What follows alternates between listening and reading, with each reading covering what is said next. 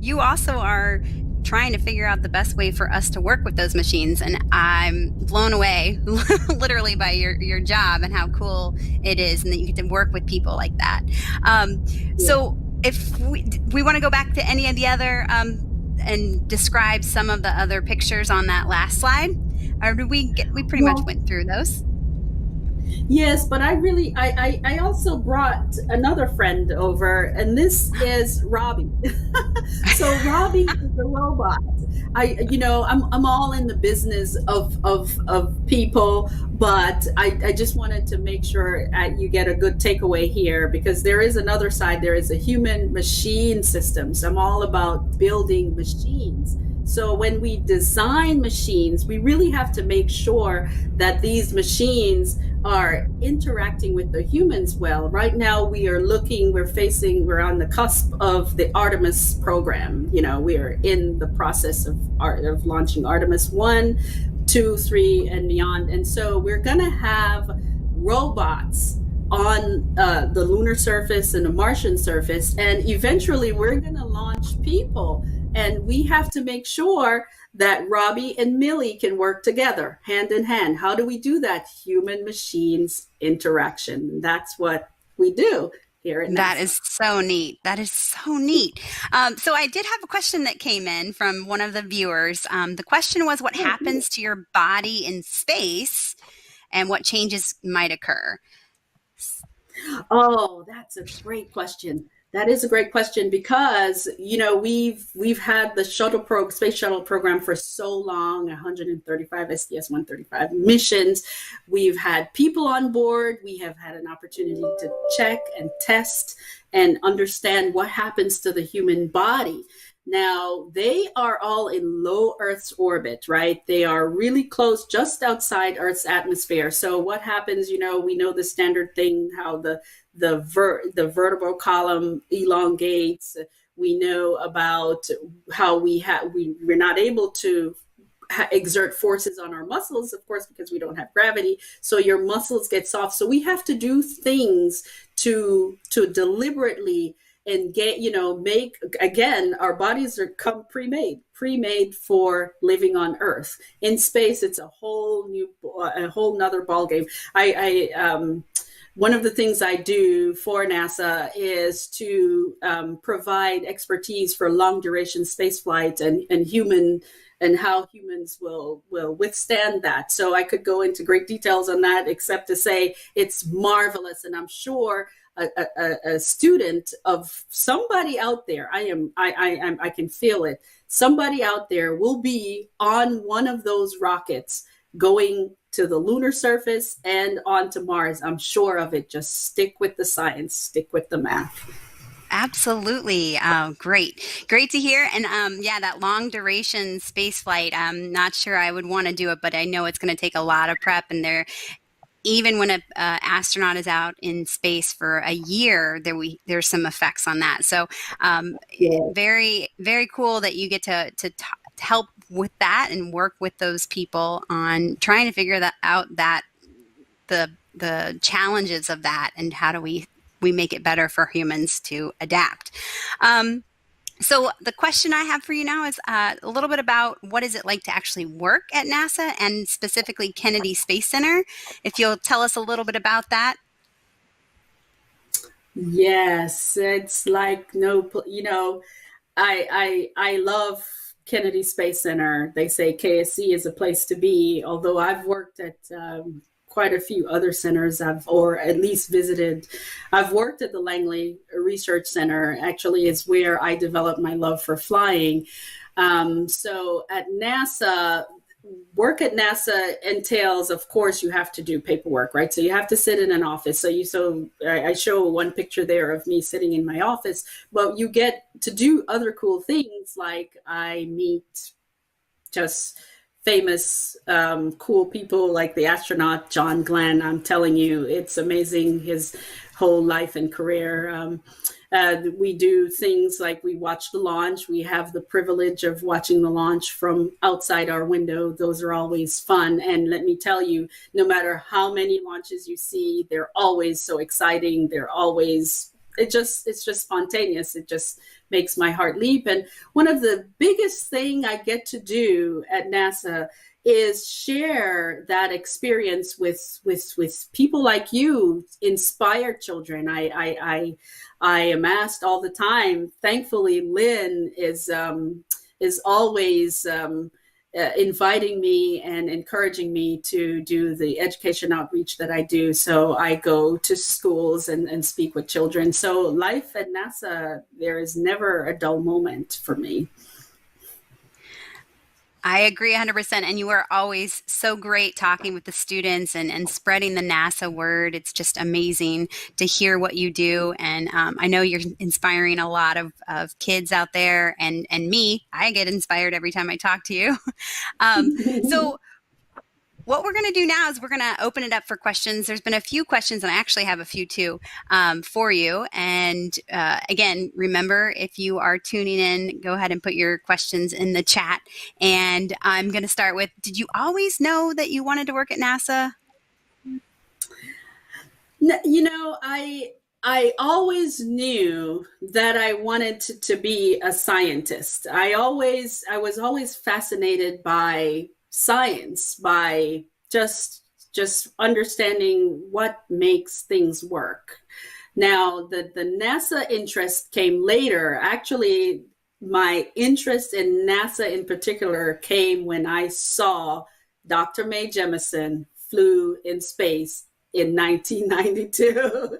Yes, I said, that is it. And what got me there, which is really why I do these things, is because there might be some student out there who's thinking, how can I get from a chemical engineer to becoming an astronaut, right? So when I read her bio, when she flew and I read her bio, she's a chemical engineer. I'm like, oh, I'm going to be a chemical engineer. You mean you can be a chemical engineer and be an astronaut? How do you do that? And so and here we are. The rest is history. But thank you, Mae Jemison. That's who inspired me.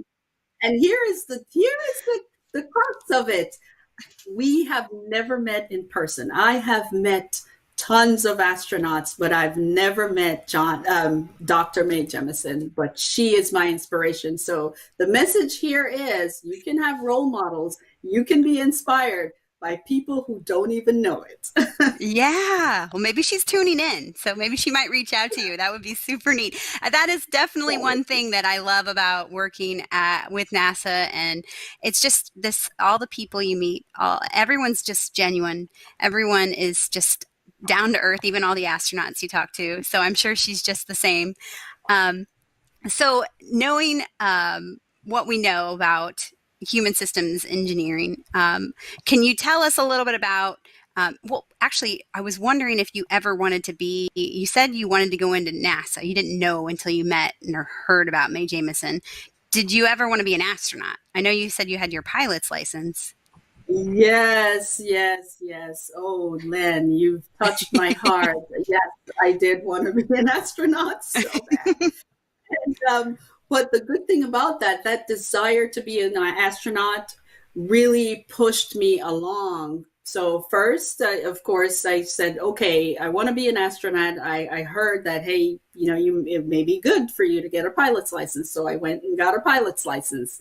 Of course, it helps along with the job, but it makes my resume look a lot stronger. And then I was looking at all the astronaut bios, and I'm thinking, oh, most of them have a doctorate. Oh, I better go. And that was a secondary motivation for getting a doctorate degree.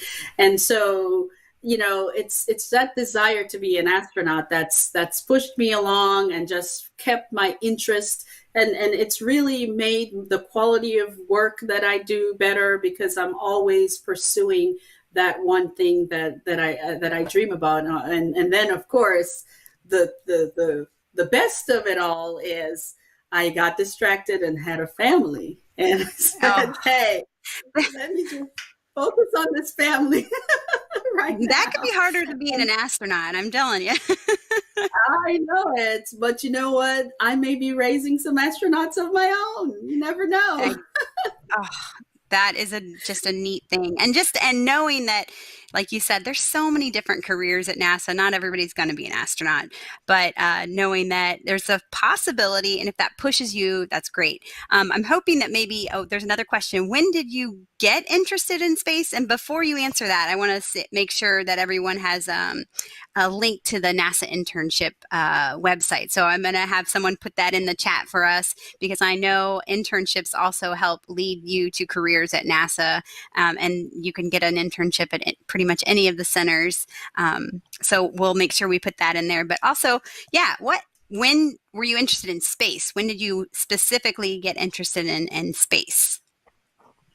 I got interested in space in elementary school. In elementary school, you learn about planets, and I do remember rehearsing the 9 planets, and it's kind of neat that it has my very educated mother in there. so so that's really when I started understanding, oh, there is such a thing as space out there. What does that look like? And they were telling us about the stars and the constellation. So my interest in space started then. And the how I made the bridge between space, because there is aerospace, there's aeronautics, Mhm. and of course there's astronomy. All of that encompasses what NASA does. So I'm an engineer, I'm all about the design and building rockets and so forth, more rocket science. But there is astronomy that you can do, so the whole space business is wide open. It is true that space is a big place. So my interest started, just to answer your question, Lynn, my interest Yeah, started at a very young age, but my pursuit for NASA didn't start until much later, or didn't come until much later, because I just didn't make the connection. So yeah. the message I have here is, you may not think you have an interest now, or you may have an interest in something else, but watch out. There might be some space in your future. You just don't Yeah, know it. there is plenty of space, and I'm telling you, it's over living on the Space Coast, like it is definitely growing here, and it's so neat to see us Yeah. return our Americans from launching them from American soil. We're hoping that Crew One will be on the 31st of October now. So on Halloween, we're hoping to launch them. So it's alive and well here on the Space Coast. So I want to talk a little bit about something for the kids to do now. So we'll go to the next slide, and I want to give you guys an opportunity to know that there is something huge that's out there right now. It is called the App Development Challenge, and it actually launches today. So if you're a teacher that's listening, or even a student and you're in middle school and you're into coding and app development, this is an amazing opportunity. And you can see the information on the screen there of how to register, where to go. We'll also put the link in the chat for you guys. But what a cool opportunity for you. I hope that, again, it launches today, and I hope that you get on that app development challenge. I'll also talk a little bit about what I want you guys to do. So we'll go to the next slide. You actually have a homework assignment, and that homework assignment, your mission is, first of all, check out NASA at Home website. So you'll see that. That'll be linked in the chat. And here's your call to action. You guys are going to have to design a crew capsule. So this is it'll be a link that you can click on, and it takes just basic materials, and you're going to try to figure out what would be the best crew capsule for going to eventually Moon, and then them onto Mars. And when you do that, what we're hoping for is that you actually share your work with us, and that's going to be with hashtag NextGenSTEM. So you'll see that there. And finally, this is your huge assignment. All you have to do is click a button, but we want you to subscribe to this channel, the NASA YouTube channel, and you won't miss any episodes if you do that. So it'll let you know that you are subscribed, and you guys know how it works. So I want to say thank you so much for joining us today. Thank you, Don, Dr. Martin, for sharing everything that you have, your story. I also want to encourage everybody to tune into the next NASA STEM Stars, which is with Nathan Abraham, who is a thermal coating engineer, and that's going to be great. It's going to be October 7th at 2 p.m. Remember, subscribe. So there you go. And again, thank you so much, Dr. Martin. I want to also thank all of our watchers, our listeners. You guys are our future NASA STEM stars, hopefully, and star educators out there. I know there's a lot of educators tuning in today, so hello to you. And if you do not want to miss another one, again, subscribe. And we're going to tune out today. But thank you again, and we will see you guys on the next NASA STEM Star.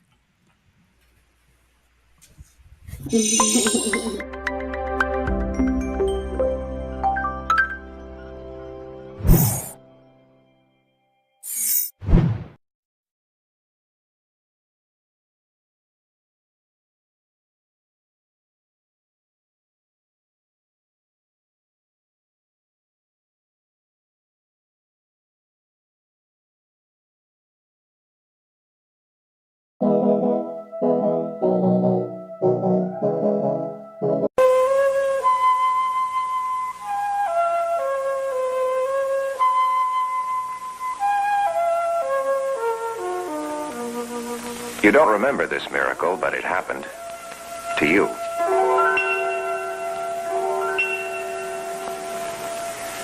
You were born into chaos. Those first days were a blur. But then, by the power of your mind, you resolved that chaos into a universe.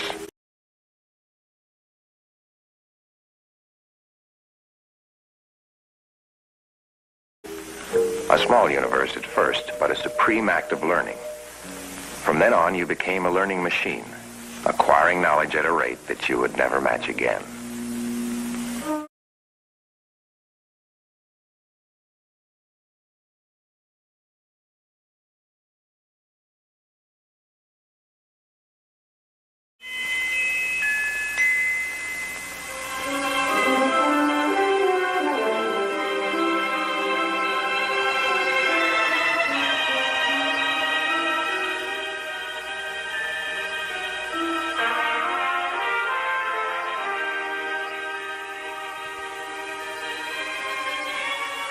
I'm Jim Franciscus.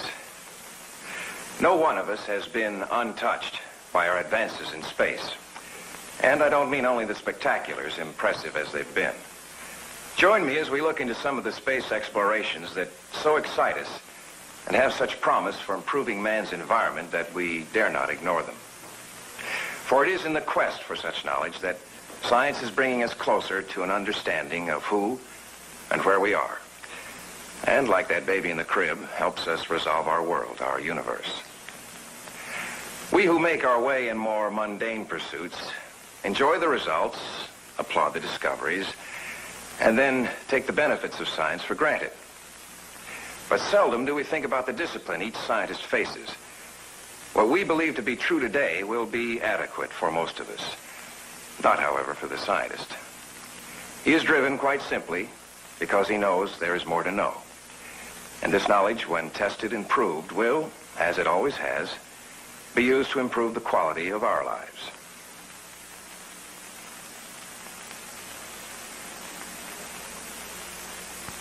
"400 years ago, the lords and ladies, their jesters, the knights, and the peasants believed the solar system looked like this. The Earth in the center, the sun out there, going around us."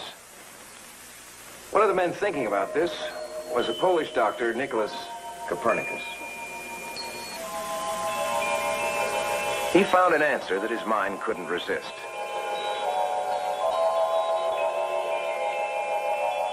The sun is really at the center. The Earth goes around the sun. But the establishment wasn't easily moved. It was easier for them to move Copernicus and his Earth with him. But then came Johann Kepler, a German. He believed Copernicus, but thought he'd satisfy the powers that be as long as the new universe moved in perfect circles. But then Kepler saw the truth. His mathematics insisted the circles needed stretching. The orbits were elliptical. From Italy came Galileo. Hitting upon Kepler's notes, he came up with a telescope. And he saw the stars.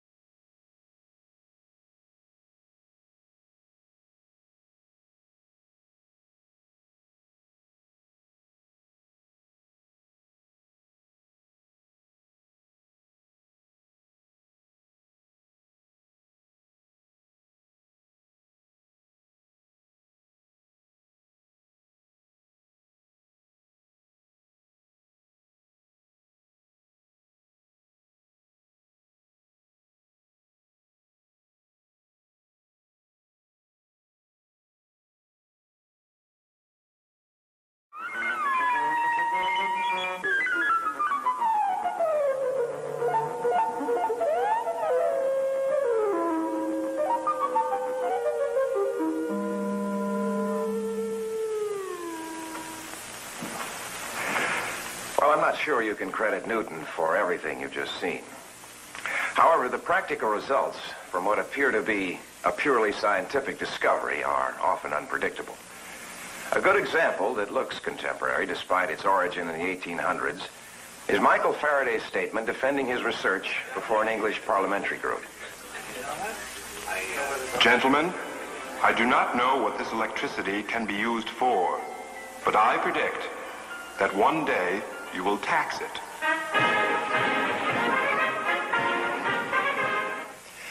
Give a man knowledge, then step back and see what happens to him. It seems to free him. And that's what's put us in space today.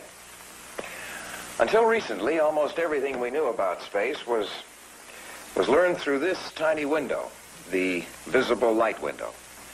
All the rest of the secrets of the universe were hidden behind windows of invisible radiations, low-frequency radio waves, infrared, ultraviolet, and others. Signals from the universe, energy that would unlock so many secrets, were blocked out by our own atmosphere. And a pretty good thing, too, since part of the radiation generated by this invisible energy is harmful to us. But as for seeing behind these windows, the Earth's atmosphere makes it impossible, even with the largest, most sensitive telescopes. There is one solution. Go higher and higher, taking our telescopes with us, beyond the atmosphere to outer space. Out here, what was invisible down below is still invisible to our eyes.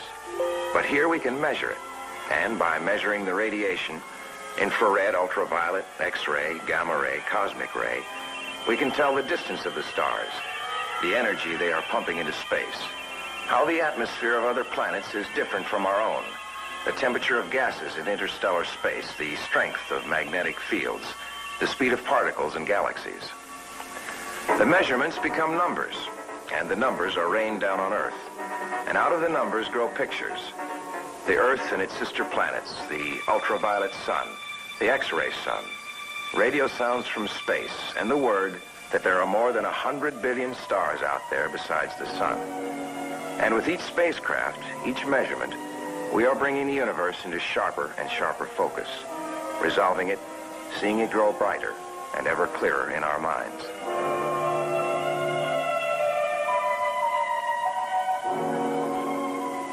In a universe of billions of stars, there are billions of mysteries.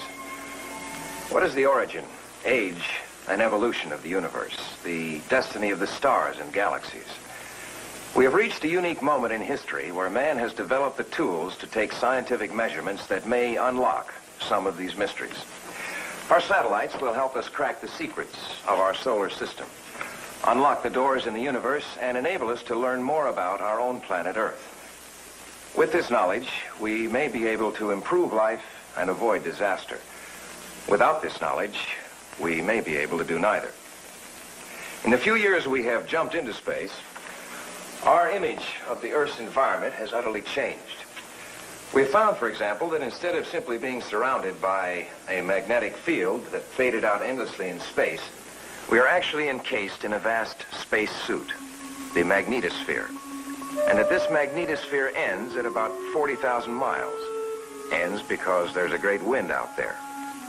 A wind, mind you, where there is no air, no molecules that you feel pushing against your face when you stand in a breeze. This airless jet stream is the solar wind. And to stand in it unprotected would be like holding radioactive material in your bare hands. You saw our astronauts on the moon unfurl a window shade of metal foil, which they later brought home with them. Man was catching, literally, bits and pieces of the sun, fallout from the sun's nuclear hell. And that is what the solar wind is, fallout from the thermonuclear reaction in the sun. We wanted that sample because we live in a cavity in that wind, and we want to know how it is affecting us when there is a storm on the sun, changing our weather and blacking out our international radio communications completely. And we'll want to know what effect